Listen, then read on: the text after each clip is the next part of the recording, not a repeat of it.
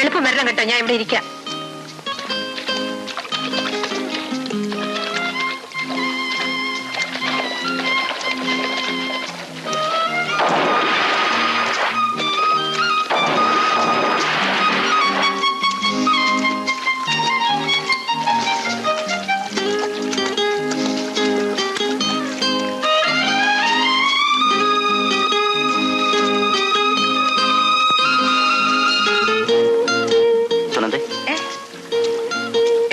വൈകുന്നേരം കാണുമെന്ന് പറഞ്ഞിട്ട് ഇവിടെ വന്നിരിക്കുക. അയ്യോ, ഞാനങ്ങ് മറന്നുപോയി. വരൂ.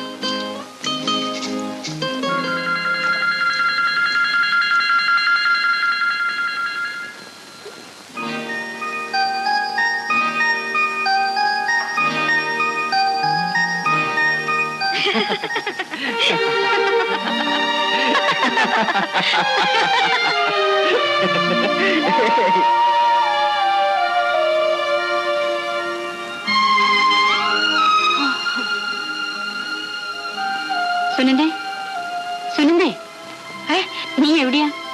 ഏയ്, ഞാൻ വായിക്കാണ്. പുസ്തകം മറിച്ചു പിടിച്ചിരിക്കുന്നത്. ഓ,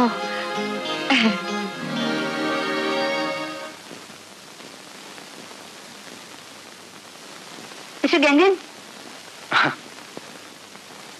എന്താ രാധേ? ഞാൻ ഗംഗനോട് ഒരു കാര്യം ചോദിക്കണമെന്ന് കരുതിയിരിക്കുകയായിരുന്നു. സുനന്ദയുടെ കാര്യമല്ലേ? ക്ഷമിക്കണം, ഞാനത് അങ്ങോട്ട് പറയണമെന്ന് വിചാരിച്ചിരിക്കുകയായിരുന്നു. ഞങ്ങൾ അടുത്തു, പരസ്പരം സ്നേഹിച്ചു. പഠനം കഴിഞ്ഞ് വിവാഹം കഴിക്കണമെന്നാണ് ഞങ്ങളുടെ ആഗ്രഹം. ഓഹോ, എന്റെ മംഗളാശംസകൾ. താങ്ക്സ്. ഗംഗൻ, ഞാൻ നിങ്ങളെ സ്നേഹിച്ചു. പക്ഷേ സുനന്ദയ്ക്കാണ് അങ്ങേ വിധിച്ചത്. ഞാൻ നിങ്ങൾക്ക് നന്മ നേരുന്നു. രാധേ, നീ പെട്ടിയും ബാഗും എടുത്തോണ്ട് എവിടെ പോന്നു? എനിക്ക് സൗകര്യമായിരുന്നു പഠിക്കാൻ ഒരു സിംഗിൾ റൂം കിട്ടി. രാധേ, എന്റെ കൂടെ കഴിഞ്ഞിട്ട് നിനക്ക് പഠിക്കാൻ സാധിക്കുന്നില്ലേ? ഏയ്, അതല്ല. ഒരു മുറി നമുക്ക് രണ്ടുപേർക്കും കൂടി പങ്കിടണ്ട. നീ തനിയായിക്കൊള്ളൂ. ഞാൻ ഒഴിഞ്ഞു തന്നിരിക്കുന്നു.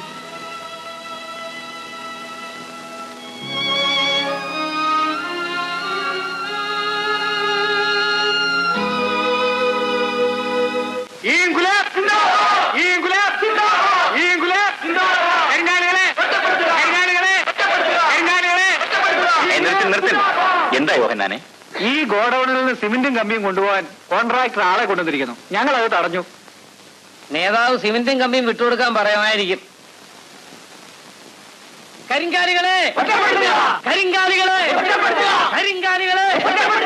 എന്താ കോൺട്രാക്ടർ സാറേ നിങ്ങളുടെ നീക്കം?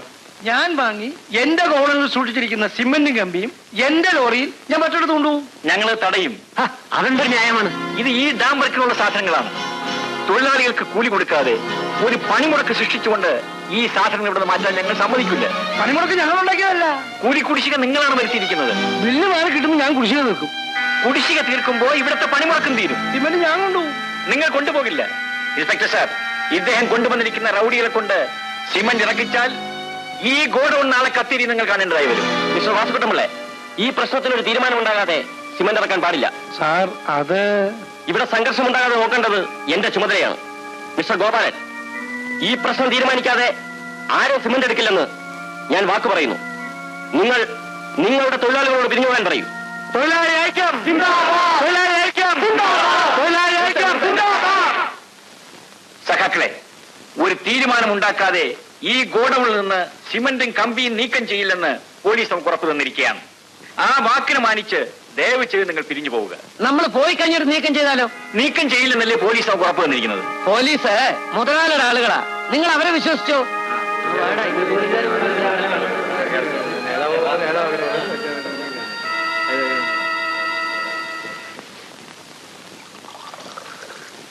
അയ്യോ, എനിക്ക് വേണ്ടായേ. ആ കുട്ടമ്പിള്ളക്ക് വകതിരുമുണ്ട്. സാർ ഇരിക്കുമ്പോ കുടിക്കത്തില്ല. അതല്ലേ പിന്നെ കുട്ടൻപിള്ളക്ക് വെള്ളം ഒഴിക്കണ്ടെന്നാണ് പറഞ്ഞത്. പിടിപ്പിച്ചോ. താൻ എന്താണോ ഈ കാണിക്കുന്നത്? പിതൃക്കൾക്ക് കൊടുക്കുക അന്നേ. പിതൃക്കൾക്കോ? ഓ, കാരണവന്മാരെല്ലാം വെള്ളം അടിക്കുമായിരുന്നേ. എല്ലാം ചത്ത് തലയ്ക്ക് മുകളിൽ നിൽക്കുകയല്ലയോ. പൊതി പിടിച്ച് രാഗിയ വയറ്റുവേദന വരും. അതിനുള്ള ഒരു ചടങ്ങാന്നേ. കുട്ടമ്പിള്ള പോയി ആ പൊന്നമ്മയുടെ ചിക്കൻ കൊണ്ടുവരാൻ പറയും. ഞാൻ കൊണ്ടുവരാവേ. വേണ്ട, പൊന്നമ്മയുടെ കയ്യിൽ കൊടുത്തേച്ചാ മതി. ഓ, ചേട്ടാ എവിടെ കിടക്കുക? നീ വാടാ, നമുക്ക് ലോറിക്കകത്ത് കിടക്കാം.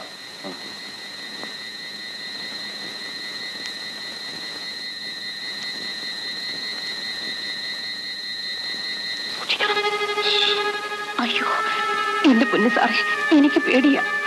പേടിക്കാനൊന്നുമില്ലെന്ന്. എന്ത് ചെയ്യണമെന്ന് സാറ് പറഞ്ഞു തരും. അതുപോലെ അങ്ങ് ചെയ്തേച്ചാ. എന്നാലും ഞാൻ എടീ, ഇതിൽ 4 സാധനങ്ങളുണ്ട്. അതിൽ 2 എണ്ണം സൂക്ഷിച്ചെടുത്ത് ആരും കാണാതെ ഗോഡൗണിലറിയണം. 2 എണ്ണം ഗോപാലിന്റെ വീട്ടിൽ കൊണ്ടുപോയി ഒളിച്ചു വെക്കണം. എന്നെ കൊണ്ട് ഇത് പറ്റുമോ സാറേ? നിന്നെ കൊണ്ടേ പറ്റൂ. വെറുതെ അല്ല, നിനക്ക് ഞാൻ 5000 രൂപ തരും. നീ പോയി കുട്ടൻപിള്ളിയുടെ മുണ്ടും ഷർട്ട് എടുത്തിട്ട് തലയ്ക്കൊരു കെട്ടും കെട്ടി വാ. സാർ വേഗം ചെല്ലടി. എടി, കുട്ടൻപിള്ള അറിയരുത്. എന്റെ ഗോഡൗൺ കത്തിയിടിഞ്ഞാലും വേണ്ടില്ല, നാളെ അവനെ അകത്താക്കണം. തീ കത്തിയെരിയുന്നത് കാണാമെന്നല്ലേ അവൻ പറഞ്ഞത്. ആരാണ് കത്തിയിടിയെന്ന് നാളെ കാണിച്ചു കൊടുക്കും.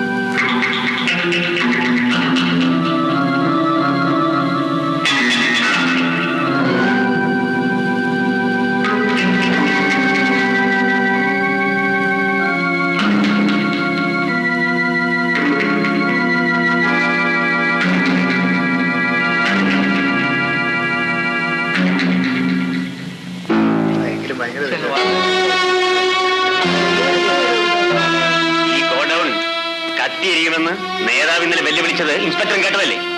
ഈ സംഭവത്തിൽ ഞങ്ങൾക്ക് യാതൊരു പങ്കുമില്ല. തർക്കമൊന്നും വേണ്ട. മിസ്റ്റർ ഗോപാലൻ, നിങ്ങളുടെ പാർട്ടി ഓഫീസ് ഞങ്ങൾക്കൊന്ന് പരിശോധിക്കണം. എവിടെ വേണമെങ്കിലും പരിശോധിച്ചോളൂ. വരണം.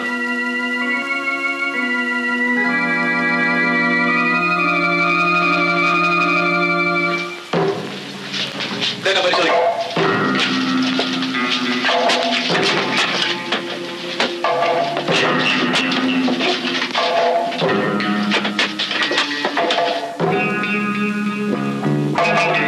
ഇതിനകത്തൊന്നുമില്ല സാർ. സാർ, വേണമെങ്കിൽ എന്റെ വീട് കൂടി ഒന്ന് പരിശോധിക്കാം. ശരി.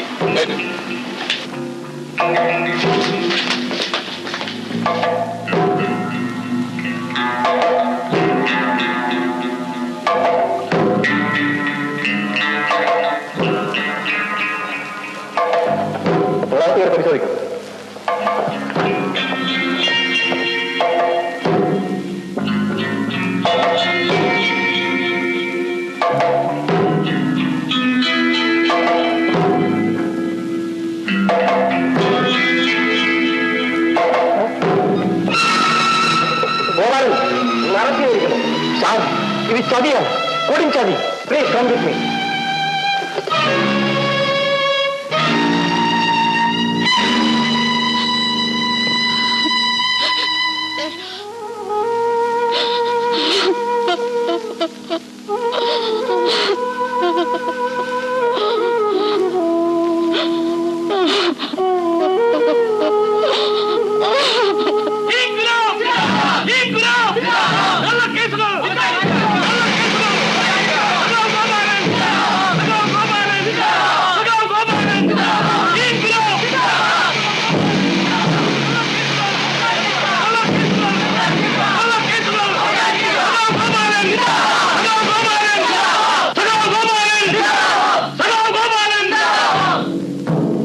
തരണം, ഞങ്ങളെ തടസ്സപ്പെടുത്തരുത്. ഒരു കുറ്റവും ചെയ്യാത്ത ഗോപാലനെ ജയിലിൽ കൊണ്ടോ ഞങ്ങൾ സമ്മതിക്കത്തില്ല. മിസ്റ്റർ ഗോപാലൻ, ഞങ്ങൾക്ക് നിയമം നടത്തണ്ടേ? ദയവ് ചെയ്ത് നിങ്ങൾ ഇവരെ പറഞ്ഞ് മനസ്സിലാക്കൂ. പ്രിയപ്പെട്ട സഖാക്കളെ, ഈ പോലീസ് ഉദ്യോഗസ്ഥൻ നിസ്സഹായനാണ്. നിങ്ങൾ ദയവായി നിയമം നടത്തുന്നതിന് അദ്ദേഹത്തെ തടസ്സപ്പെടുത്തരുത്. ഞാൻ കുറ്റവാളിയല്ല, അത് എനിക്ക് നിങ്ങൾക്കും അറിയാം. മറ്റുള്ളവരെ നമ്മൾ ബോധ്യപ്പെടുത്തുകയും വേണം. അതുകൊണ്ട് ദയവായി നിങ്ങൾ വഴിമാറി കൊടുത്തേക്കുക. എല്ലാരും വഴിമാറി കൊടുക്കണം.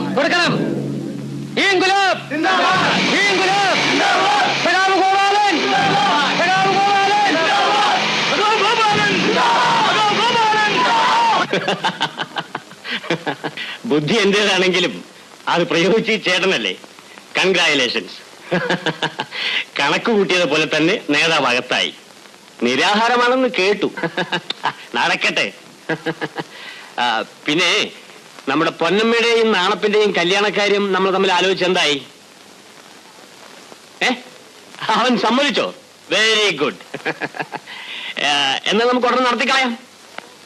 Okay okay. ആ നാണപ്പൻ ചെറുക്കന്റെ കൈ വല്ല കാശോ ചക്രം ഉണ്ടോ സാറേ? പിന്നെ കാശില്ലാതിരിക്കുവോ? അവൻ നല്ലവനാടോ. പാവം. പാവം ഒരു പൊളന്തോന് എങ്ങനെ കൂടെ പോർക്കും? നീ പൊറുക്കണ്ടടി, നിനക്ക് സാറില്ലേ? എടീ, നിനക്കൊരു മേൽവിലാസം ഉണ്ടാകുന്നത് നല്ലതാടി. നേരാ സാറേ.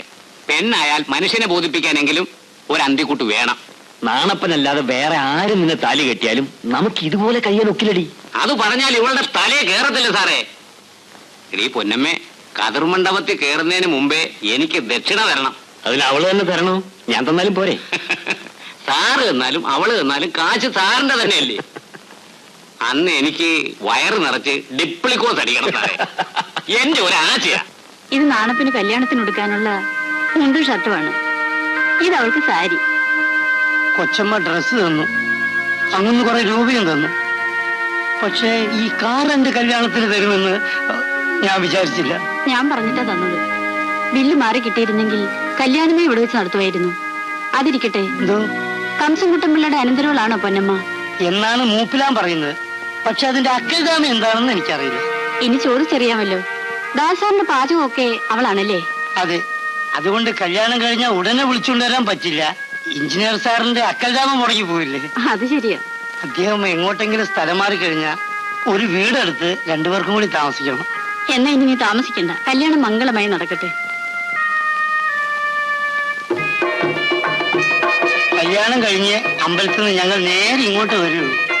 അങ്ങുന്നതിന്റെയും കൊച്ചമ്മയുടെ അനുഗ്രഹം വാങ്ങിക്കാതെ ഞങ്ങൾ വേറെ ഒരു അക്കൽദാമയ്ക്കും പോയില്ല.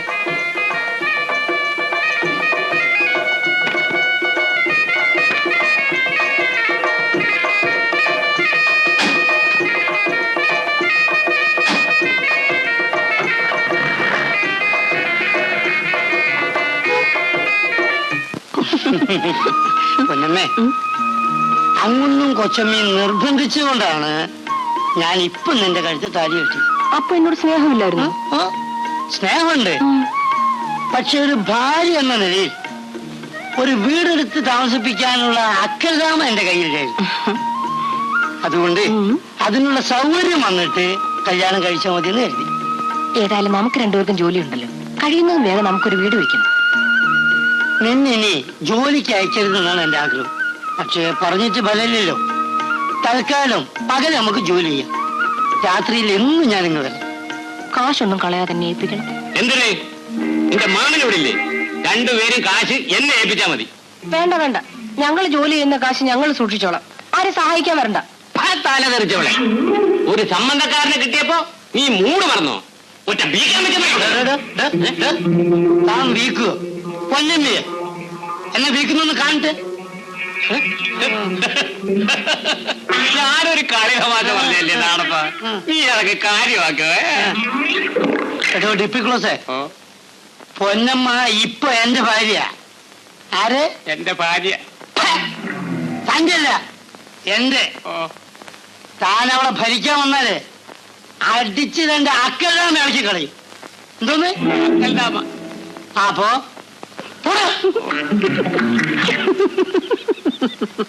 ഞാനവരൊന്ന് വരട്ടി നോക്കി.